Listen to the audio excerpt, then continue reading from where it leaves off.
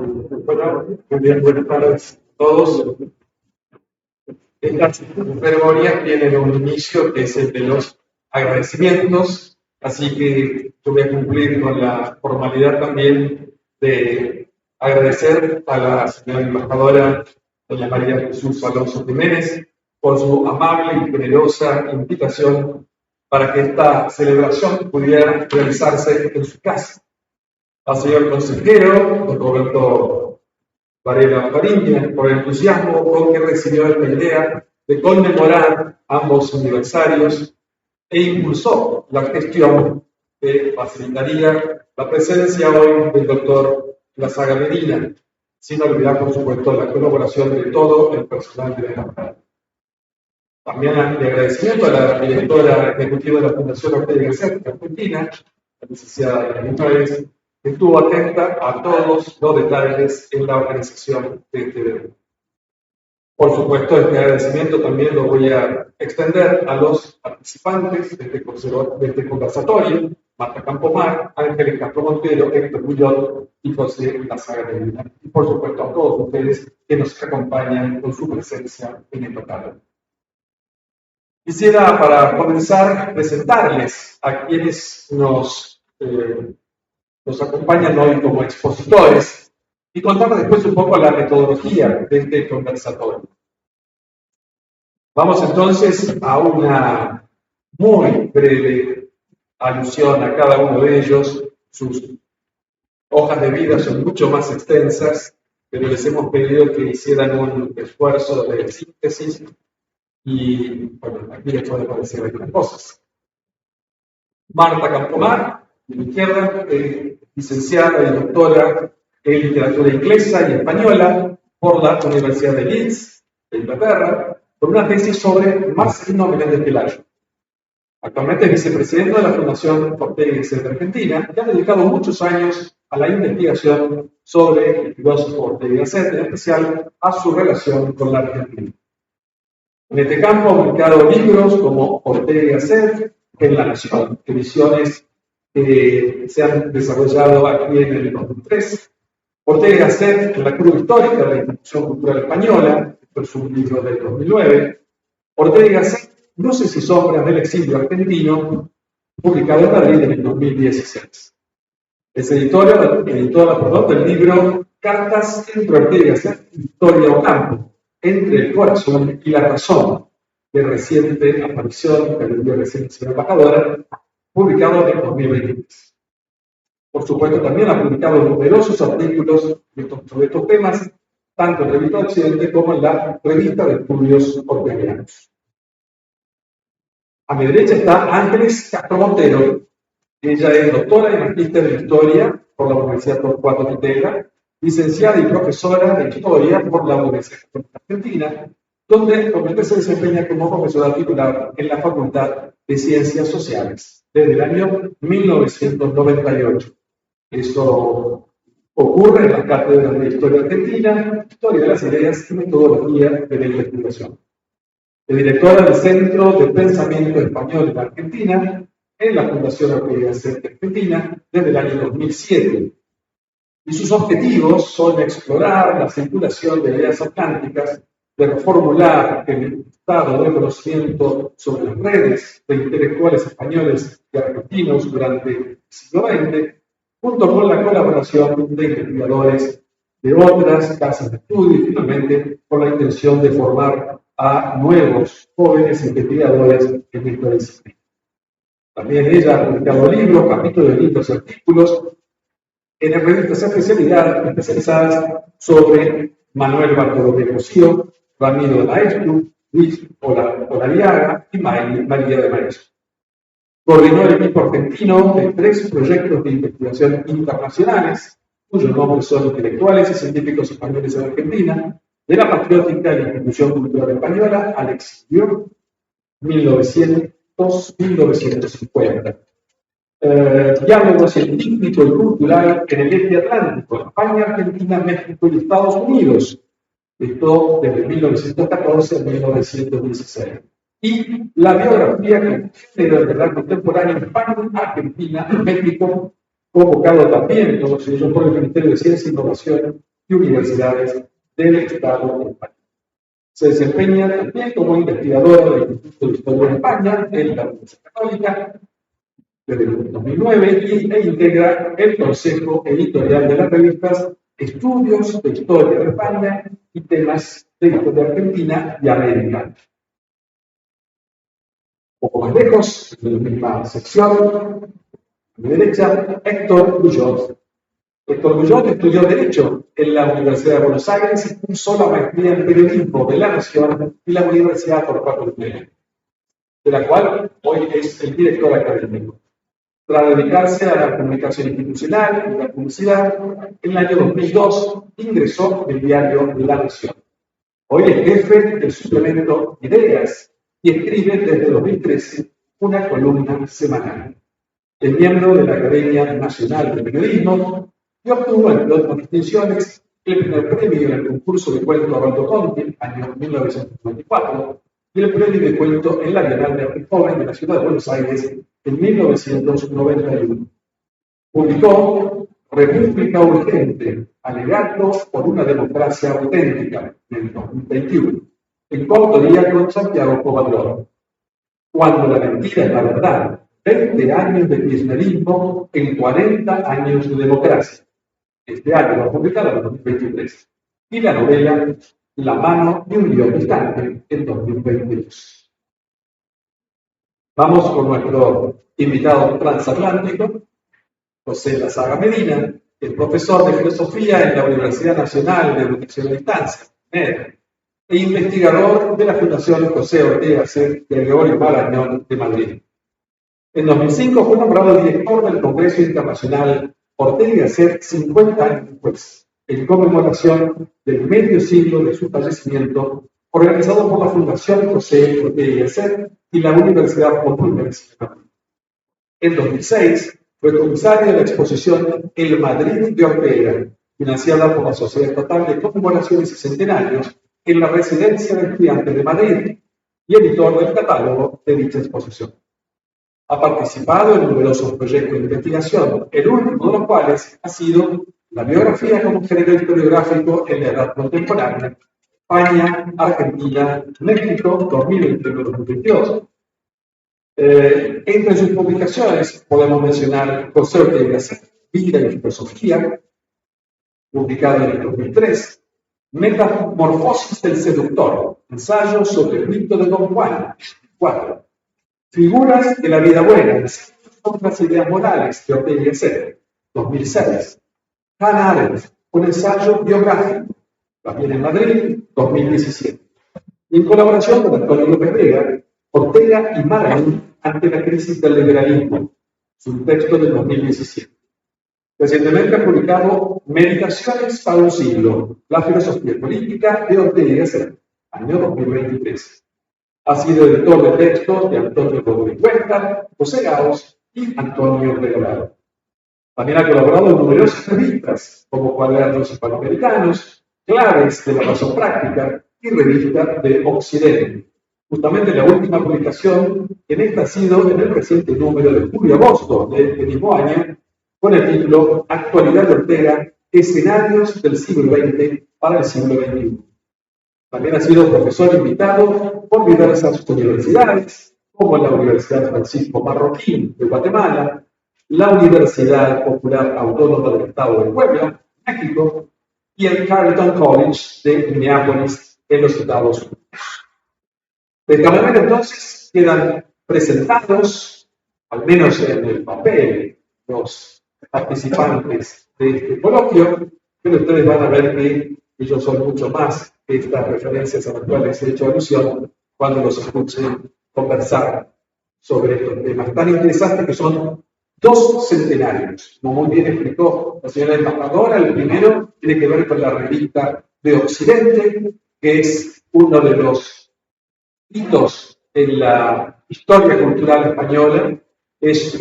Ha sido actualmente una revista que se ha dedicado a llevar la cultura europea a España, la cultura mundial universal a España, y también a transportar la cultura española a muchísimos lugares del mundo.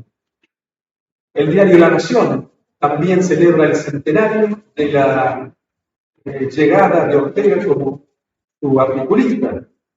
Recordemos que Ortega previamente había tenido 3 apariciones en el diario La Prensa, pero luego, hacia el año 10-2011, pero luego comienza a publicar en el diario La Nación y lo va a hacer por muchos años, con muchos artículos muy relevantes para comprender este puente que tendía Ortega entre España y la Argentina y cómo era necesaria esa comunicación asidua que él proponía a través de las páginas de La Nación.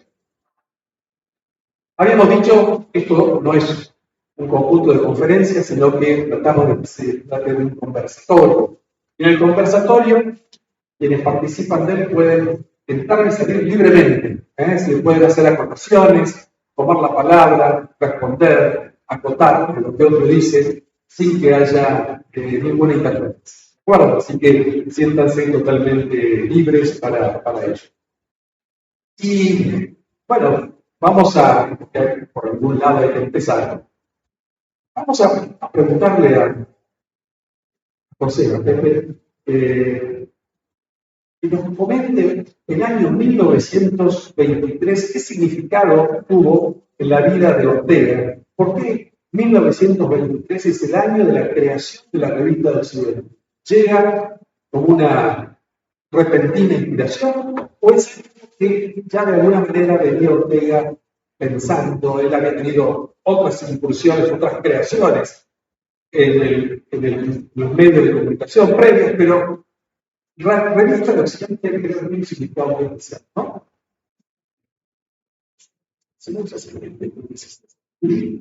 Sí, bueno, lo primero, es obligado abonar las palabras del fundador de agradecimiento a las instituciones que nos han traído, que me han traído a mí desde tan lejos y que están pendientes de mi buena estancia en este Buenos Aires, que yo también he venido más de una vez.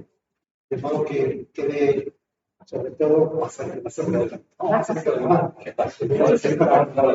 pues eso, que quede constancia de mi agradecimiento a la Embajada de España, de la persona de su embajadora y la persona de su Roberto, su consejero cultural. Y por supuesto también a la Fundación Ortega de Argentina, en la persona de los generales, que siempre está muy pendiente de todo este acontecimiento. Bueno, yo deseo entrar en materia y lo primero que debo comentar es que finalmente hay un dato biográfico que es que Ortega cumple 40 años en 1923, ¿no? Es un momento de una cierta maduración porque no había publicado ningún libro relevante en términos filosóficos desde Meditaciones del Quijote de 1914. Ya ha publicado un par de espectadores, entre ellos en el segundo número hace un guiño muy cariñoso y atento a la Argentina, que recoge sus impresiones del viaje de 1916, al que se refirió ya nuestra querida embajadora. Y en el 23 hay poca improvisación, efectivamente, porque ocurren dos cosas en 1921. Primero, escribe Espalda Invertebral, un texto muy duro contra España. Bueno, no sé si contra España, eso no es justo. Muy duro contra la historia de España. Eso es más preciso y de todas maneras es también un texto con una escasa dosis de esperanza para el futuro español. Al menos así he releído yo últimamente ese texto. Entonces, ¿qué hace Ortega? Girar su atención hacia Europa. Y es curioso que ese mismo año de 1921 él dicta en la universidad, porque es catedrático de metafísica, dicta un curso, pero un curso para el público en general, que se llamará El tema de nuestro tiempo. ¿Y cuál es el objeto central de sus reflexiones? Europa. La crisis que Europa está intentando salvar desde la Primera Guerra Mundial, todos los cambios tan profundos que trajo en política, en ideas, en todos los órdenes. Entonces, es curioso que 1921, 22, 23 son unos años de una profunda transformación en la alta cultura europea, porque viene no olvidar que en 1922 sale Ulises de James Joyce, salen las Enciclopedias del Reino de Rilke. En fin, no voy a seguir mencionando todas las cosas que cambian en la sensibilidad artística europea y occidental. Y entonces, en el 23, Ortega decide, no solo publica El tema de nuestro tiempo, cuyo primer capítulo menciona la palabra crisis en Europa en 3 ocasiones, sino que funda Revista de Occidente. ¿Qué pretende hacer con Revista de Occidente? En las reflexiones de Ortega sobre el título dice Occidente, no Europa. ¿Por qué? Porque América tiene mucho que ver con esta revista. Es posible que América encierre claves de salvación para la vieja Europa. Pero en fin, no pienses. En cualquier caso, América, por eso Occidente. Y en segundo lugar, la idea que Ortega tiene es que hay que educar no solo desde el punto de vista, hay que formar minorías no solo desde el punto de vista de la información, sino que hay que formarlas desde el punto de vista del criterio y de la jerarquía en valores. Entonces, esto es importante porque luego, cuando a partir del 24 vuelva su atención hacia Argentina, insistirá mucho en que, por ejemplo, los argentinos, pero también los españoles, tienen sensibilidad, tienen incluso vitalidad, pero no tienen suficiente rigor intelectual. Eso adelanta ya los viejos temas del 28 y con este modos. Bueno, muy bien, gracias. Uno tiende a pensar que los 100 años de Revista de Occidente fueron de corrido, ¿no? Pero en rigor, la revista tuvo 3 temporadas, 3 etapas. La primera se extendió desde 1923 hasta 1936. Se publicaron algo así como 157 números de la revista en este periodo. Luego, por la guerra civil, se va demorando un nuevo periodo que recién llega en el año 61 hasta el 75. Ya ahí la dirección de la revista, el año anterior la tenía Ortega, que se podía hacer, la tiene su hijo, José Ortega Potorno. Y hay una última etapa que va desde el 83, ¿no? 83 hasta nuestros días, que está, bueno, comenzó a cargo de Soledad Potorno, que es la hija de 3, entonces, etapas distintas. Hay continuidades, hay culturas, hay cambios. Le vamos a pedir entonces a Ángeles que nos cuente un poco de eso. Sí. Muchas gracias, primero ahora, consejero cultural, por recibirnos a nosotros y también al joven equipo de Pensamiento Español de la Fundación Ortega y Gasset, que aquí se encuentra y que sin ellos parte de este trabajo no sería posible. Y que también parte de la renovación generacional, estos jóvenes que están aquí sentados, trabajaron codo a codo para justamente este trabajo, y una parte yo voy a comentar ahora. Nosotros comenzamos con los ejemplares que están en la Fundación Ortega, porque dijimos, bueno, el Centro de Pensamiento Español tiene que hacer algo importante, y empezamos conversando con Inés la idea de la revista de Occidente, Argentina y América. Y ahí comenzamos ese relevamiento, las tapas con mucho cuidado, tocarlas, ver su presencia, y decíamos, cada tapa ya era una lección de historia moderna, ¿no? De cultura occidental. Y ahí vamos encontrando, en esa primera época, los nombres de Vittorio Campo, de Borges, de Girondo, pero también las poesías de Pablo Neruda, los ensayos de mexicano Alfonso Reyes, y también esa consonancia de temas e ideas con la revista que pronto se fundaría en 1931. Seguimos trabajando y encontramos que también se cumplen 60 años En 1963 se inicia la segunda etapa y ahí hay un puente con Victoria al campo que le pide Soledad desde el espaldarazo. Dice que en el primer número saliera Victoria porque dice, tú ya eres experimentada, tienes varias horas de vuelo como directora de la revista y nosotros ahora somos los inexpertos.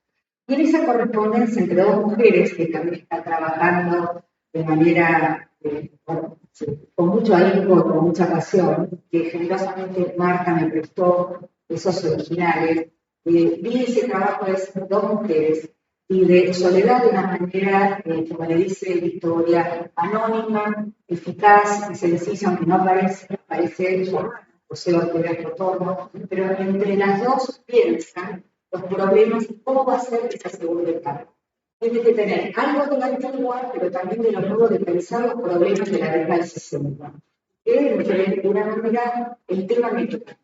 Y ahí es muy importante pensar en mucho más material latinoamericano que en las etapas anteriores.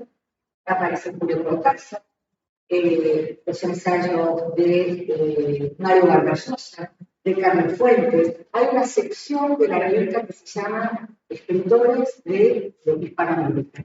Ese también es un tema de debate, porque hay un número que se dedica en el año 68 al peronismo. Y ahí se debate qué es Latinoamérica, Iberoamérica, Hispanoamérica. Y ahí el hilo conductor es ¿qué somos? Es la identidad americana. ¿Cuál es el pasado, el papel, la huesa de fondo? Sus instituciones y su lengua. Y el meridiano cultural, retomando una vieja polémica, que pasa por la lengua, ¿no? Y los debates también, y sorteando la censura franquista que le dice Soledad, manda los trabajos con tiempo porque tenemos demoras, haciendo referencia a esta censura, aparece también con mucha fuerza el problema del indigenismo. De ciertos americanos que no quieren, digamos, estudiemos nuestro pasado, a ver si podemos sortear ese pasado. No, nuestra manera, nuestra lengua, dice Gabriela Martí, Gabriela Martí, tomando las palabras de Martí, de nuestra América sin tropicalismo peyorativo. La metáfora espléndida. Y también habíamos hablado en el conversatorio previo del papel de las mujeres.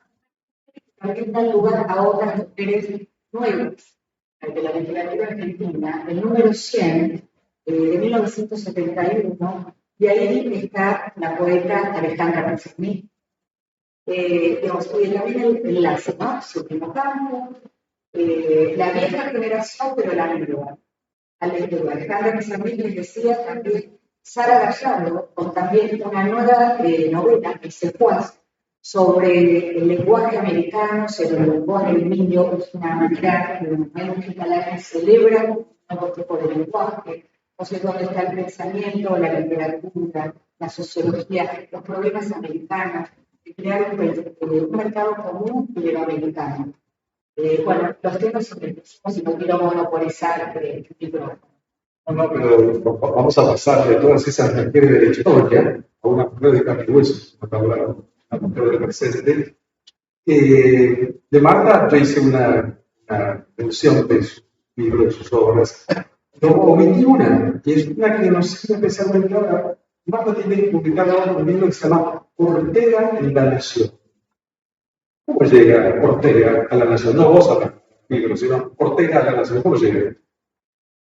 Bueno, muchas gracias a las autoridades de esta casa por darnos este espacio, a la señora embajadora y al consejero cultural. Bueno, lo que quisiera decir es que para mí la persona clave que trajo a Ortega a la Nación se llama Ulises Chávez, que era un cronista, un periodista de la Nación que acaban de cerrar en España. ¿Cómo se llama? González Sáenz, todas las crónicas que Ortiz Echado publicó en Información.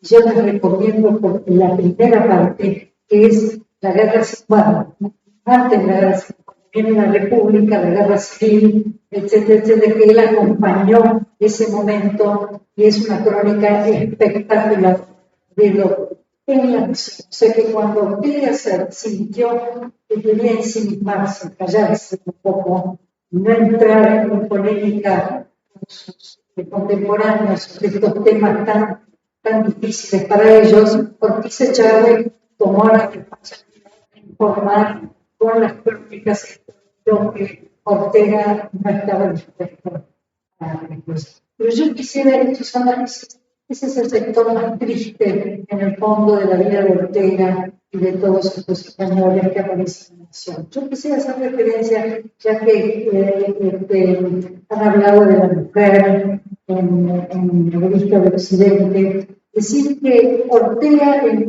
partir de 1923 hasta 1927 hubo un tema muy importante que él desarrolló con mucho humor, con mucho divertimento, que es la cultura del amor. Las mujeres estaban encantadas y eran grandes lectoras, además de ellas, del Historia Occidente y del Diario de la Nación. Porque la escuela era la idea de Ortega. Había lectores que estaban inscritos en El Espectador. Ortega decía, son mis lectores de oído fino. Después, los de Revista de Occidente eran para aquellos lectores que querían ampliar sus conocimientos sobre Europa y sobre todo la riqueza del mundo occidental. Pero en La Nación ya escribía para grandes masas. Para ese señor o esa señora que estaba en Mar del Plata tomando un copetín, pudiera leer fragmentos, aunque sean de ideas y creencias o de la rebelión de las masas. Pero el gran boom de Ortega en La Nación fue esto de la cultura del amor, hasta el punto que los de La Nación se quejaron porque ellos tenían la primicia. Le dijeron, no publique usted en El Sol esto antes de que los lectores de La Nación se enteren de lo que estamos hablando. Él escribía para lo que él llamaba, irónicamente y con cierta gracia, las doctoresas en amores que toman cócteles Ritz, entre las cuales podemos poner a Victorio Campo, eran gente de Ritz, que discutían sobre la cultura del amor, el sexo, porque se ventilaron cosas que realmente son sorprendentes cuando lo leemos hoy día sobre este tema del amor. Y Ortega también en esas intervenciones mencionaba, por ejemplo, mucha gente como Marañón, que también era un médico dedicado al tema de la mujer, biólogos, sociólogos. Él hizo todo un desarrollo profundo, pero a la vez con cierto sentido del humor. Vamos a encontrar que hay dos artículos en La Nación que son muy divertidos, que se llaman Conversaciones en el Golf de Madrid, con mujeres que le preguntaban a Ortega, ¿qué hace usted? Y él decía, yo estoy explicando su existencia y la mía. Entonces dice la mujer, es más profundo de lo que yo pensaba. Pero todas estas eran lectoras, ávidas lectoras como Victorio Campo, de Tagore, de toda la cuestión filosofía hindú, espiritualidad hindú. Entonces hay dos artículos que aparecen en esta cultura del amor, que es lo de Tagore y el silencio del gran drama. Cuando Ortega quería silenciar a sus señoras de cóctel Ritz, ponían de por medio este vacío, que era el derecho al silencio del gran drama. Bueno, con esto no se divertían las mujeres. Él tenía cierto sentido del humor con ellas, utilizó el diario y tuvo un éxito espectacular, no solo en la Argentina, sino que también en Sudamérica. Por eso yo quería destacar esta parte que después se convirtió en un libro de Ortega que se llamó Estudios sobre el amor y que después en las distintas ediciones que se fueron sacando, una parte del texto quedaba igual a lo que Ortega había planteado y la otra parte fue cambiando con varios y estos artículos sueltos que Ortega había sobre la cultura de la mujer. Mucho éxito en España también y mucho éxito en Argentina. Bueno, esto de que el diario fue la gran, vamos a ver, la gran cátedra popular de Ortega para los argentinos, es indudable que fue lo que, no solo para los argentinos, en toda Sudamérica, Ortega iba lanzando fragmentos de algunas de sus obras más importantes. La rebelión de las masas, ideas y creencias, en torno a la vivienda, es sorprendente ese texto. Bueno, pero mucho también de la autobiografía y de la problemática personal de él aparece en esta presentación. Hay que leerlo entre líneas, porque él va explicando cuál es su postura ante el exilio, ante la República y ante la nación española. Así que, en el fondo, no solo era un diario, un vehículo de información, de cultura, sino que él mismo lo dice: yo estoy desnudando mi propia vida, mi propia intimidad ante millones de lectores que leen todos los días el diario de la Nación. Bueno, eso quizás para mí es lo más importante, que sacaron de la cátedra sus especialidades y las volcaron en el diario de la Nación. Pero quisiera mencionar solamente una persona más. Ya hay muchos que participaron en la Nación, uno, Araquistán, hay una cantidad de españoles que escribieron la Nación.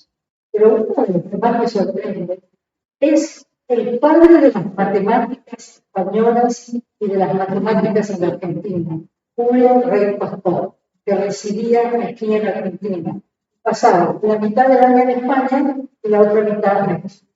Él publicaba sus artículos sobre la historia de las matemáticas en España y sobre todo en la época del descubrimiento de América, lo que significaban las matemáticas en aquel periodo. Y eso tuvo un éxito espectacular también. Mucha gente se involucró con esta historia de las ciencias. O sea, que lo que a mí me llama la atención era la capacidad del diario de la Nación para unir todas estas cosas: filosofía, ciencia, cultura, literatura. Y muchas veces vemos que en las columnas del diario de la Nación se contestan los unos a los otros, por lo cual yo me pregunto, cuando Ortega decía que es filosofía, el Rey Pastor preguntaba a los pocos números de la Nación qué es la ciencia, si no había ahí un diálogo interno entre ellos que hace muy interesante el fluir de las ideas de aquella. Bueno, yo creo que con esto ya el pantallazo ya está todo mucho. Bueno, supongo que saltemos de los textos históricos que mencionaba recién Marta a la actualidad. Tenemos con nosotros a Juan Bullón, que es nada menos que el director de un suplemento con un número muy subjetivo que es Ideas. Entonces le pregunto, ¿qué ideas que sugiere ahora a Héctor, como un lector actual de Ortega, todo lo que puede encontrar, va a ir encontrando en el diario de la Nación o en los revistas? Bueno, gracias Roberto por la presentación, a la Fundación por esta invitación a una mesa de expertos, sin ser experto en lo mínimo, y a la embajada por recibirnos. Releyendo Ortega, yo soy receptor de la colección El Arquero, la obra completa de Ortega, que leía mi abuelo de joven, y yo cuando tenía 15 y 16 años que iba a casa de mi abuelo, tomaba los libros de Ortega y no los podía dejar, porque es una potencia expresiva y una claridad de una lucidez que cualquier joven hoy en día, si toma un libro de Ortega, no lo deja. De hecho, yo le recomiendo a mis hijas determinados pasajes del libro de Ortega, ¿no? O sea, que Ortega, la vigencia, por lo menos en mi familia, recorre 4 generaciones. Creo que a la hora de hablar del contenido de las ideas de los artículos de Ortega, no podría, digamos, debería dejar a los expertos, ¿no? Yo creo que la rebelión de las masas, por ejemplo, que publicó en artículos en 1929, que es un año antes de publicar el libro, es un texto importantísimo, ¿no? Con esa frase que dice: ya no hay protagonista, solo coro. ahí hay una frase sintética, sencilla, simple, que cifra la idea de una manera extraordinaria. Después está también ese artículo que él escribe en respuesta a las críticas que había despertado el obra defensiva, ¿no? Y allí empieza o continúa con esa suerte de perfil de la identidad argentina que él traza, ¿no? Y es ese famoso artículo donde él dice que hay algo así como que hace falta un cambio moral, pero no relaciona con la ética, sino con la idea de Ortega de que el argentino es un hombre desmoralizado, porque no está en contacto con su propia realidad, no está enfocado en el presente. Está siempre pensando en esa imagen ideal que tiene de sí mismo, en ese futuro ideal que en algún lado espera, y no se hace cargo de quién es y del momento en que vive. Pero me gustaría decir algo sobre el Ortega articulista, porque reúne, creo yo, todas las condiciones que un gran articulista tiene que tener en un grado superlativo. Primero, por supuesto, estaba lleno de ideas fuertes y originales. Uno va leyendo los artículos de Ortega y a medida que va pasando las páginas, uno avanza por el eje, por el tronco de su idea, pero van explorando frases, oraciones, ideas que merecerían otro artículo, ¿no? Después tiene yo diría honestidad brutal, ¿no? Tiene mucho coraje para decir aquello que él sabía que iba a molestar, aquello que iba a provocar rechazo. Y eso es fundamental en un articulista. El articulista que siempre quiere agradar realmente no produce, digamos, esa reacción o ese diálogo que todo articulista busca y Ortega, sobre todo, que él buscaba de alguna manera provocar al lector y provocar un cambio, un debate, un diálogo con el lector. Pero además tenía una fuerza expresiva enorme,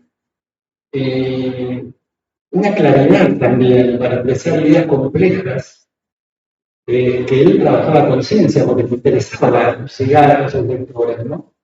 Entonces, leyendo Ortega hoy, más allá del contenido de sus ideas, que creo que muchas siguen vigentes, por lo menos todo lo que ha dicho acerca de la, digamos, del perfil del argentino, de la identidad argentina, sigue vigente, y es un debate que tal vez no resolveremos nunca por otra parte.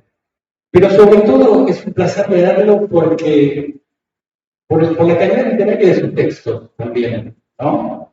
Y en eso sí, yo que he trabajado muchos años en la sección opinión y ahora en la sección ideas, que es una suerte de suplemento cultural de La Nación Hoy, me siento autorizado a decir que es un articulista extraordinario, es un filósofo cultura de ese. Porque además todo eso podría tener un oficio, ¿no? Tan importante, para dejar, como decía Marta, y entablar ese diálogo cercano con el lector, ¿no? Porque había escrito mucho en los diarios de la familia, ¿no? Parcial, ¿no? Es decir, lo tenía todo. Y leer hoy a Ortega, más allá de las ideas, es un placer estético de leer.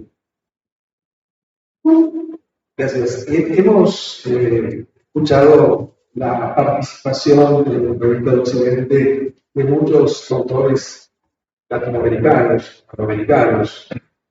Es importante también destacar que el Proyecto de Occidente hacía la traducción de muchos textos en otros idiomas, de grandes científicos, de grandes filósofos, y los volcaba en español por primera vez. Eso significa una suerte de estímulo intelectual muy potente. Logró Ortega con ese proyecto de incorporar a España a esa modernidad que veía en Alemania, Inglaterra, Francia. ¿Logró ese proyecto a través de Revista de Occidente? Si me permite, como has dicho que ya lo veo, voy a hacer un par de observaciones. Una en relación con las seducciones de las que ha hablado Marta, porque me ha venido a la cabeza un argumento de autoridad para confirmar lo que dice. Una carta que Reyes, Alfonso Reyes, estaba embajador aquí en el año 28, en la segunda visita, dirigía a Mallea, yo creo que era el autor, ¿no?, de la nación. Ajá. Pues en esa carta, en la que Reyes está muy enfadado con Ortega, que Ortega se ha metido con Goethe, termina la carta diciendo sí, pero al final quien se entera a las mujeres es Ortega y usted y yo no nos enteramos. Decirlo exactamente. Eso. Y luego una segunda observación sobre la valentía de Ortega para decir las cosas. Yo no sé si eso se cuenta en las facultades de periodismo, pero Ortega perdió 2 periódicos. Ortega fue echado del Imparcial en el 17 cuando publica Bajo el arco de ruina y pierde el sol cuando publica el famoso artículo El horror Berenguer, que termina Belenda es monarquía. Luego, en Alfonso XIII, pues, en sus poderes económicos, entonces el periódico termina en manos del gran, digamos, enemigo, aunque no exactamente, termina en manos de Aznar. O sea, que Ortega se quedó sin periódico dos ocasiones, por decirlo, lo que no se debía decir. Y ahora, perdón por el abuso, pero muy rápidamente, la pregunta que me invita a responder Roberto es de muy difícil respuesta y yo voy a ser muy sincero y muy, en cierto modo, brutal. Ortega fracasó en todo, de modo que yo creo que es la manera más razonable de resumir la respuesta. Ortega, sin embargo, en el 24-25 dice que yo he conseguido elevar a la nación española, la he conseguido elevar al nivel europeo. Y eso es cierto. La generación del 27, que se ha mencionado antes, la generación del 27 es la generación que efectivamente vive en plena consonancia con la cultura europea, con la mejor cultura europea. Pero, sin embargo, yo sospecho que Ortega no se sintió, o se sintió, lo diré positivo, se sintió de alguna forma responsable de la guerra civil.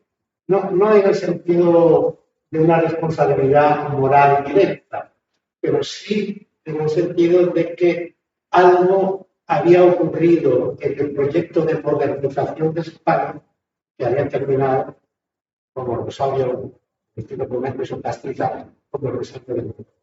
De modo que, desde ese punto de vista, yo creo que Ortega, después de la guerra civil, Ortega ya no levanta cabeza.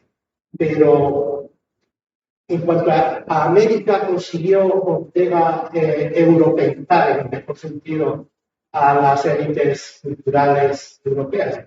Yo creo que sí, pero provocó muchas reacciones.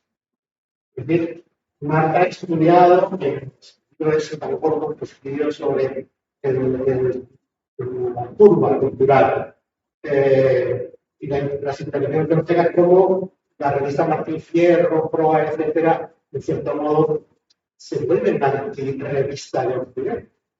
En México ocurre otro tanto. Es decir, se alimentan, pero al mismo tiempo se crean como anticuerpos de carácter polémico, porque Martín Fierro y los intelectuales de Martín Fierro buscan su propio camino, y eso ocurre incluso en Sur, después del 36. O sea que la respuesta es sí y no hay contradicción, es que fueron las dos cosas. ¿Cómo contesta cómo continúa esta polémica? Porque hay polémica de que a raíz de esos 40 años de silencio de Alberto Presidente, y esos jóvenes de los años 60 reprochan que se miró afuera y por qué no se miró hacia nuestra América, hacia nuestro lenguaje preamericano, reconstruir nuestra cultura. Héctor Morena, el ensayista, tiene un ensayo que es El pecado de América, o de mirar para afuera de esas generaciones y que se olvidaron de América. También el tema de la identidad, ¿qué somos? Una constante que vuelve esa pregunta que somos los americanos. Entonces, algunos, la Pietri, ser venezolano tan genial, bueno, somos una cultura del mensaje. Julián Marías también destaca, Julián Marías es un gran propagador del pensamiento orwelliano, las décadas siguientes, es decir, y la idea de soledad, las cartas que me prestaste, Marta, dice, bueno, creo que la segunda época se plantea como un diálogo, eso tiene que dar la mano del director y del secretario, que se contesten entre sí. Que se planteen problemas que el mismo número dialoguen o que en el siguiente haya una contestación, ¿no? Que se armen esos debates, ese pensamiento. Y también la cuestión está, ¿qué pensamiento latinoamericano o simplemente pensamiento? ¿El pensamiento tiene adjetivos o el pensamiento a secas? Dice el filósofo Leopoldo Sédar. Son todos esos temas que en los 60, en el clima de antiimperialismo, de la descolonización de Asia, de África, que a los hispanoamericanos o latinoamericanos, como también quieren decirse, es mensaje de reflexionar sobre sí mismos y sobre su identidad. Quizás por esto que decía, de que Ortega ha fracasado en muchos proyectos. Ortega tenía un estilo que también ocultaba a veces aquello que realmente quería decir. Y así le pasó, ¿no es cierto?, en varios artículos de la Nación, que el artículo iba por un lado, pero subyacente había otra dirección, ¿no?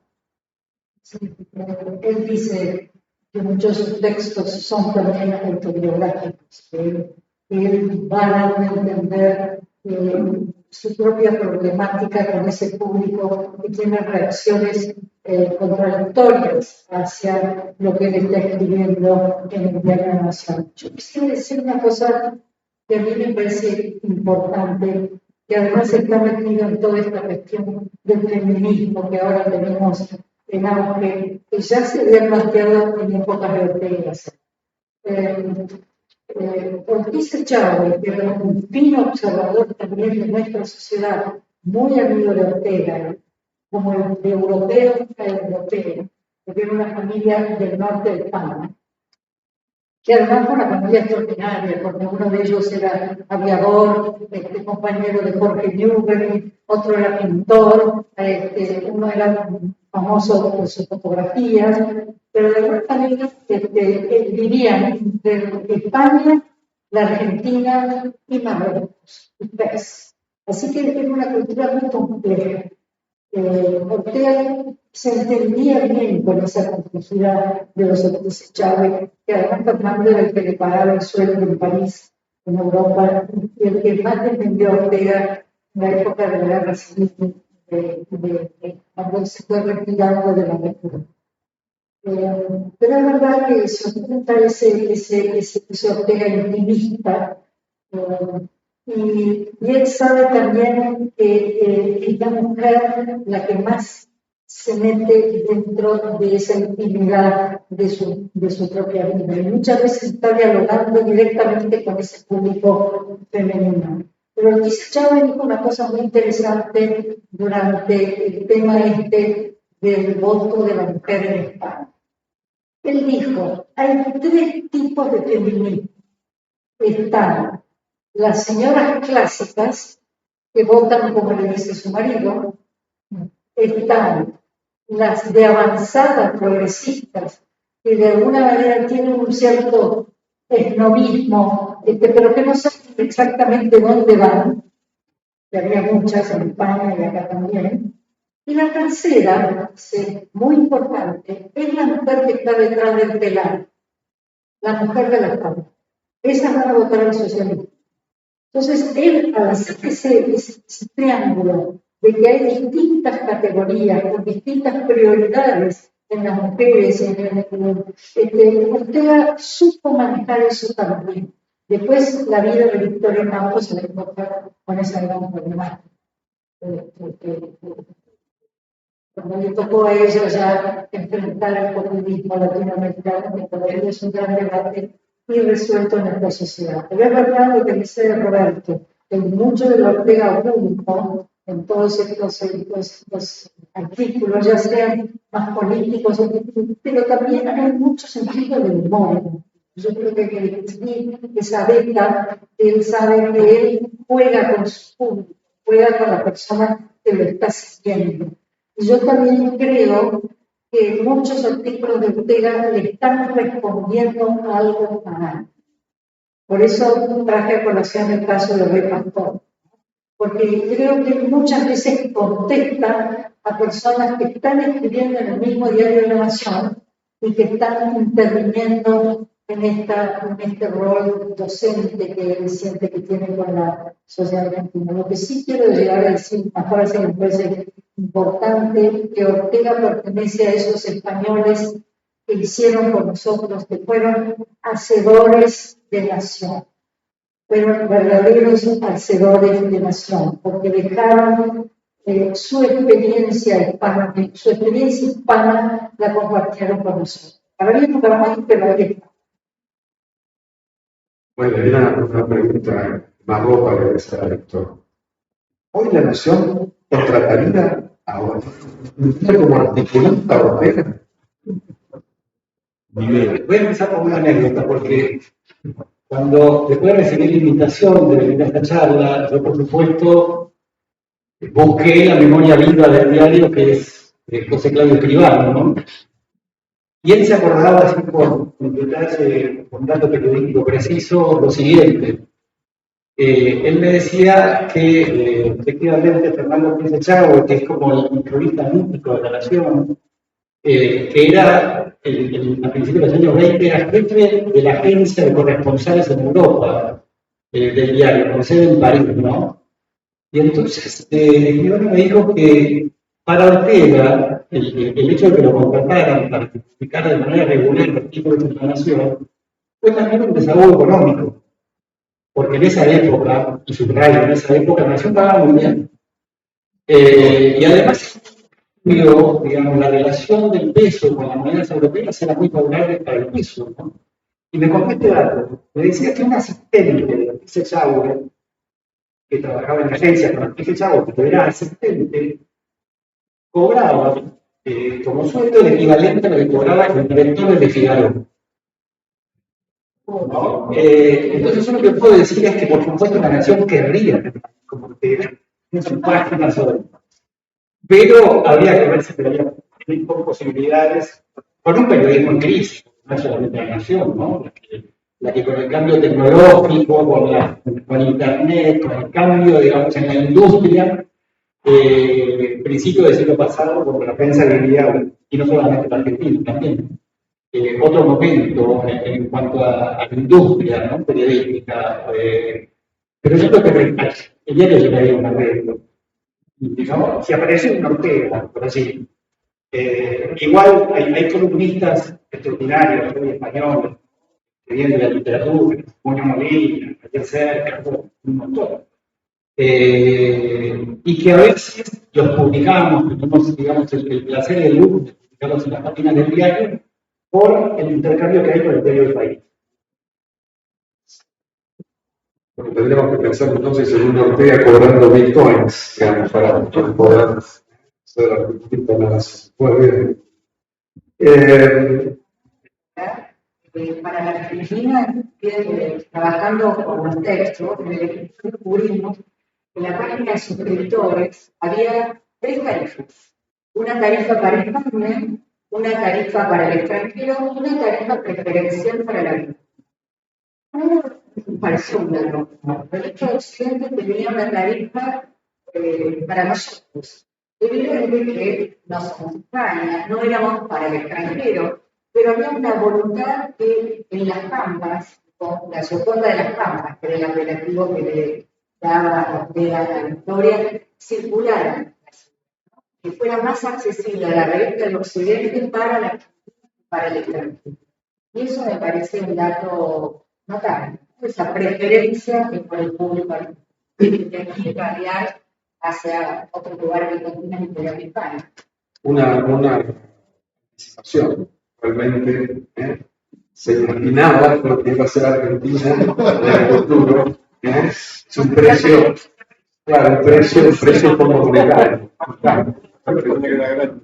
Siempre que acordás entonces lo que Pero ya que estamos hablando de Ortega, los argentinos y la Argentina, pregunta voy a pasar el micrófono por los cuatro. ¿Qué piensan que fue lo más importante que le dejó Ortega a la Argentina? Sea como argentinos, sea como español, que en este caso es el que nos estaría dando por vía de Ortega algo a nosotros. También voy a hacer una observación de antes, porque no renuncio a contar una anécdota y yo se la voy a contar a sobre Ortega. Es que los Ortega vivían aquí económicamente. Entonces Solís ha contado más de una vez que para mandar a la criada al mercado tenía primero que ir a comprar las 600 pesetas que le daba el diario El Sol por el artículo. Porque era llevar el artículo y cobrar las 200 pesetas, que era un dineral. Entonces, y efectivamente muchas veces la economía de los Ortega firmaba tan detalle como eso. Y luego, en cuanto a la comprometida pregunta que haces, yo voy a mencionar muy puntualmente dos cuestiones. Creo que, y esta idea se la voy a Marta Campomala de muchos años, creo que la rebelión de las masas contiene ya un análisis del populismo y de un populismo con un sesgo argentino. Insisto que la idea se la he oído a ella. Aunque el perfil del hombre masa valía obviamente al propio Ortega lo aplicó al fascismo italiano, al bolchevismo ruso, etc. Pero probablemente, usando el lenguaje de hoy, podríamos decir que Ortega ya diagnostica el perfil psicológico del hombre masa, el hombre que va a jugar al populismo. Y la otra, diría que el hombre de la defensiva. Yo creo que, aunque nos repetimos en mucho, pero yo creo que sí, que el hombre de la defensiva y sobre todo el segundo artículo que escribe después, se llama ¿Por qué he escrito el hombre a la defensiva? En donde todavía está más fuerte. O sea que conviene repasar ese segundo artículo porque ya hay Ortega no se guardará. Pero en fin, eso. Leído retrospectivamente, Ortega hace mal. Gracias. Y eso es un artículo que se llama Interrelación. Sí, acá hay un juego doble, porque Ortega dice, nos dejó muchas cosas, despertó muchas preguntas, muchos enigmas, la utopía sudamericana, una cantidad de cosas, pero él consideraba que estos eran pueblos pobres, pueblos que se estaban haciendo, con lo cual siempre está esa doble dinámica entre el europeo que tiene un pasado muy denso y el que se está haciendo desde 1810, que no es nada para la historia europea, pero nosotros empezamos ahí. Entonces los tiempos son distintos. Pero yo creo que habría que dar también un poco la vuelta al asunto, porque Ortega dice, ¿qué es lo que esta experiencia mexicana ha dejado en mí? ¿Qué ha hecho de mi pensamiento? Porque lo que es claro, que después del viaje del 16, Ortega volvió con un impulso, como haber descubierto una dimensión en todo el mundo hispano, y entonces es como que lo que dejamos nosotros en él, y lo que él a su vez nos devuelve con estos sellos críticos que por más puros que hayan sido, de alguna manera siempre hubo un público argentino inteligente que supo seguir a Ortega con respeto, sabiendo que Ortega de alguna manera tenía razón, muchas cosas que no decía, pero como siempre, pero lo que sí Ortega me parece que es maravilloso, dijo, sobre todo de los porteños.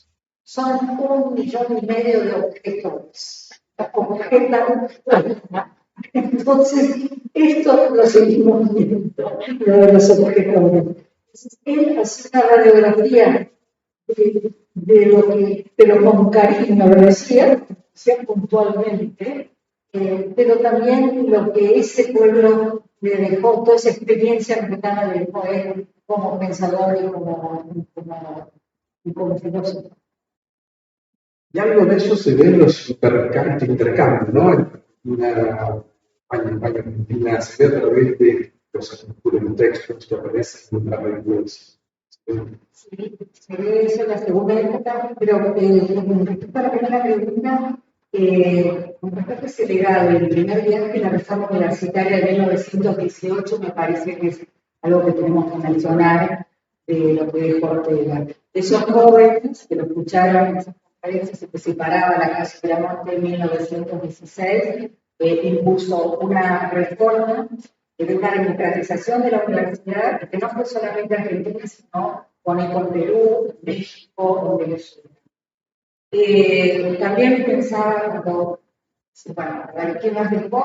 Ortega el dominio común. La gente no letrada, podríamos decir, puede repetir frases como yo y mi circunstancia, digamos, hasta algo, una frase como común que está en el dominio, aunque no sepa en qué obra está, pero o hasta chistes que se pueden hacer con el José Ortega, etcétera, se puede hacer sola, ¿no?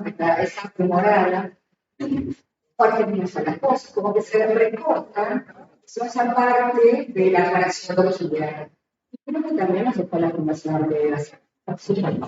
Por eso estamos aquí. ¿Sí? Digamos, no hay una Fundación Ortega con la potencia que tenemos. Y con las nuevas generaciones que se van renovando y que están ahí. Así que creo que eso es algo de lo que puedo seleccionar de nuestro proyecto. Ángeles es un referente de marketing. Obviar un poco estos temas.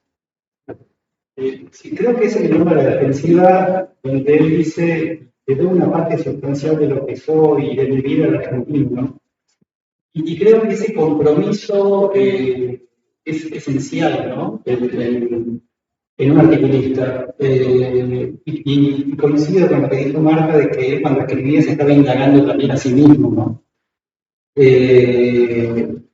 Y creo que esta semana yo recibí un libro muy interesante de Pedro Luis Varas, que se llama La identidad de los argentinos. Lo recomiendo, aunque apenas lo puedo ojear, pero tiene un capitulito sobre Ortega, que por supuesto leí para acá. Y allí todos, inclusive sus críticos más acérrimos, le reconocen su sinceridad. Y le reconocen, aunque no estén de acuerdo con sus ideas, el aporte que ha hecho a esa indagación de la argentinidad. Yo me noté alguna de las... ¿Vale la pena?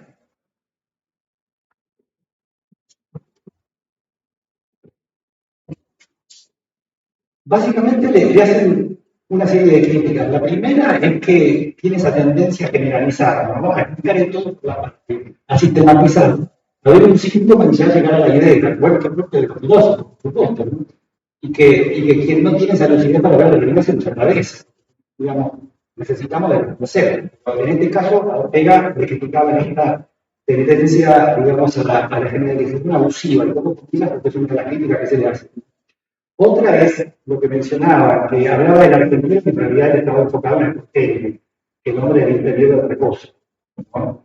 Y después que lo que dijo sobre los argentinos era aplicable a la naturaleza humana en general. Él respondería así, pero si acá es lo que prevalece, que esa característica que tenemos todos los seres humanos, aquí es más pronunciado. Pero entre lo que me noté, está, bueno, por ejemplo, Victorio Campos de Amiga, ¿no? Escribió un poco defendiéndolo de la granada de críticas que recibió el hombre de la defensiva, ¿no? Quiero agradecerle tanta inteligencia al servicio de tanta sinceridad. Y Manuel Torres, ahí en junio del 1930, en un artículo donde lo critica mucho, le critica sus ideas, ¿no? Termina reconociendo que es el visitante extranjero que más se empeña en comprender al hombre de este país apuesto. Y dice que los escritos son, comillas, la contribución más importante que nos ha venido de afuera al conocimiento del argentino. Después hay críticas muy fuertes, pero que sin embargo rescatan la potencia literaria de Ortega. Por momentos con cierta ironía, ¿no? Por ejemplo, Roberto Giusti, en la revista Nosotros, en enero de 1930, es decir, en la espera de esta polémica contra la defensiva, escribió: su pensamiento ha sido arrebatado en las espirales de su admirado y vuelo de la ley. Y Ezequiel Martínez Estrada, que escribía la Universidad de La Pampa,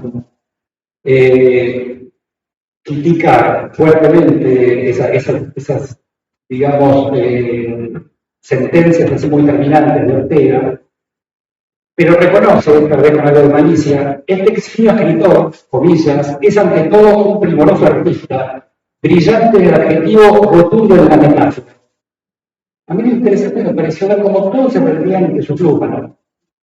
Él no se ponía menos como cierto, pero no se perdía de nadie. Muchas gracias. No, y ya que decimos Borges, no nos olvidemos de otra característica fantástica que tiene la realidad occidental, de las viñetas, ¿no?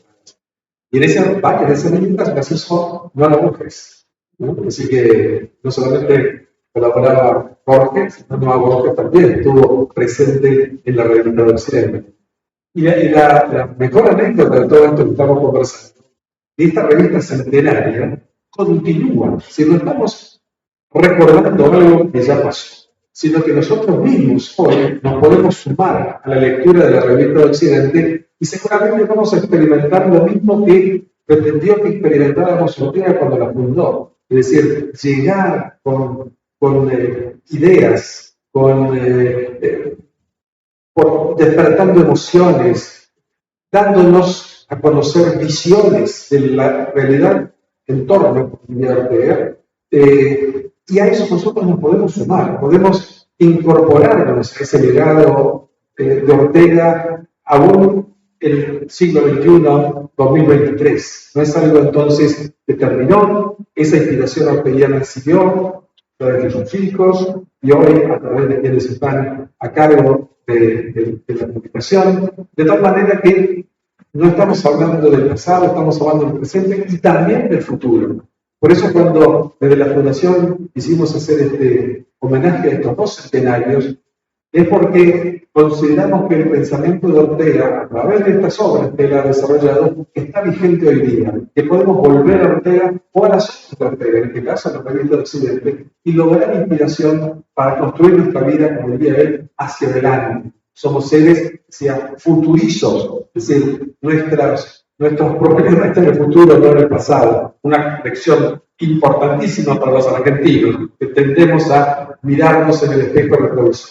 Entonces, para ir más adelante, como decía Ortega, hubiese sido la intención de él, ¿no? Al pegarnos de todas sus ideas y todo su pensamiento, bueno, hoy podemos retomar esa antorcha, podemos ir entonces con la revista de Occidente, con la nación, iluminándonos hacia el futuro y tratando de no perder la senda que Ortega imaginó por nosotros, ¿no? Somos una nación, ¿no? Como él, que tiene un destino peraltaz, ¿no? Un destino elevado. Entonces, tratemos en el futuro de no olvidar esas palabras, de buscar ese destino peraltado y contribuir cada uno de lo suyo, bueno, a que eso sea posible. Les cedo la palabra para el minuto de despedida. Esto lo manejamos como si fuera un programa de televisión. Minuto de despedida. Quisiera decir que uno de los sectores que Ortega descubrió y cuidó puntualmente en la Argentina fueron las colectividades españolas. El inmigrante español que salió adelante con mucho esfuerzo. Él dice, es un sujeto histórico que merece nuestro respeto, que merece... Esto lo digo porque no tenía buena imagen a veces el inmigrante que llegaba a España, el indiano, lo que sea. Con Ortega le dio un espacio muy importante a ese sector. Yo con eso quería...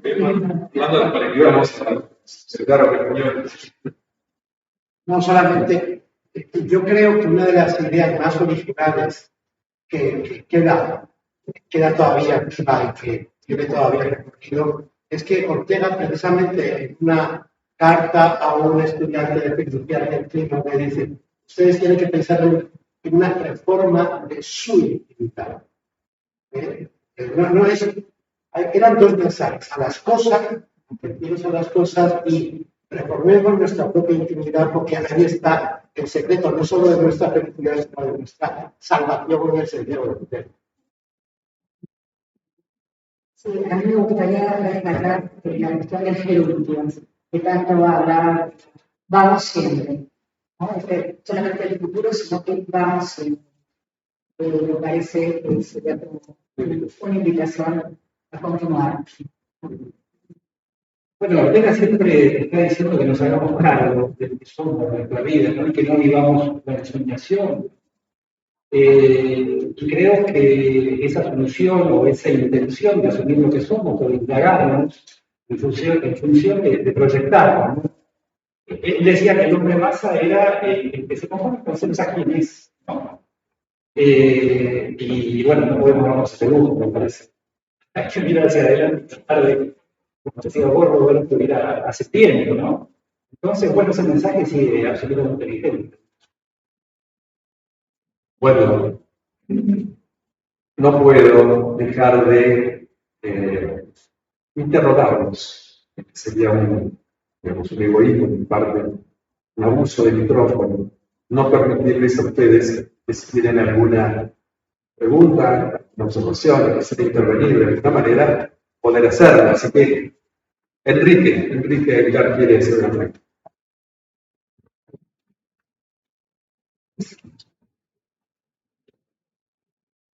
Decimos a quién, si va dirigido a alguien. No, gracias. Primero, esto perdona por citar a la competencia del entonces, pero no resisto la tentación de contar una anécdota relativa a cómo pagaban las colaboraciones en esa época. A lo mejor que te lo recuerdas, hay una carta que le escribe una mujer a Luis, donde expresamente le dice lo agradecido que estaba con el diario de la prensa, que le ayudó a tenía 11 hijos. Y la otra cosa es que estando más presente no resisto la tentación de que 2 minutos, aunque sean, nos recuerde algo que es para mí clave en esa historia de la orquesta de acción. Más me equivocarme contó una vez que en una de las tantas visitas semanales que le hacía Ortega para ir a caminar juntos en ese recorrido que llevamos a la calle Florida, Ortega lo llama antes por teléfono y le dice que por favor postergara la visita un par de horas porque estaba terminando un artículo para La Nación.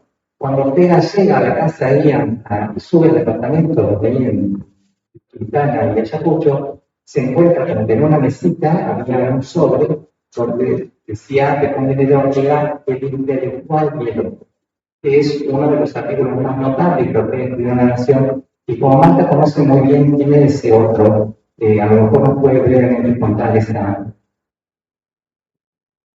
Sí, en realidad se llamaba Alfonso de la Ferrer, que fue una persona que en aquel entonces era más joven, que había dirigido el suplemento literario.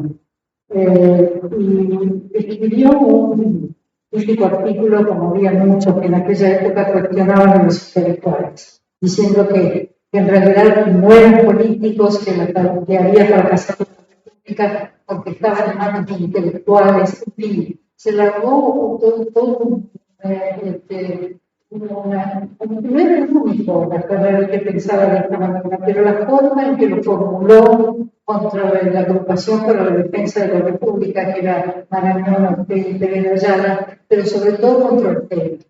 Y Ortega, que ya venía muy vapuleado en su exilio, que no sabía dónde instalarse, estaba todavía, no estaba en Argentina cuando se escribió ese artículo, decidió romper relaciones con la nación, porque lo encontró un insulto que ya sobrepasaba las reglas del juego del peronismo. Pero él dijo, yo no le voy a pedir a la nación de que sacrifique su libertad de expresión, pero es una cuestión personal mía. Yo decido que hasta aquí he llegado. Y bueno, quiso Chávez, quiso entrar a dialogar con él, pero la verdad es que se rompió la relación. Luego se tomó, cuando el tercer viaje, sí, algunas cosas se publicaron, pero nunca volvió a ser lo que había sido antes, esa relación con el diario de la Nación. Pero el último artículo que escribió se llamaba Intelectual y el otro. donde Ortega le contesta sin mencionar a la carrera, sin mencionar, poner nombre y apellido al asunto, qué era el intelectual, qué significaba para él ser intelectual. Porque él sentía que habían, como que habían vivido lo más profundo de su personalidad. Así que el intelectual del otro se puede leer de varias formas, incluso sin Alfonso de Torres de Comedia. Pero es muy claro que la cosa vino en esa dirección, como decía Integral. Yo quería tener un final feliz y así, Pero hay que decir que parte de la indignación de Ortega era que la primera parte del diario, de opiniones. Creo que había sido editor de él también en un fenómeno cultural, entonces era como un ataque de los diarios, pero por lo menos el diario lo iba pudiendo detener. ¿Alguna otra pregunta? Sí. Me pregunto si para la época que vivía él era considerado como un pensador muy conservador. No, yo diría que no.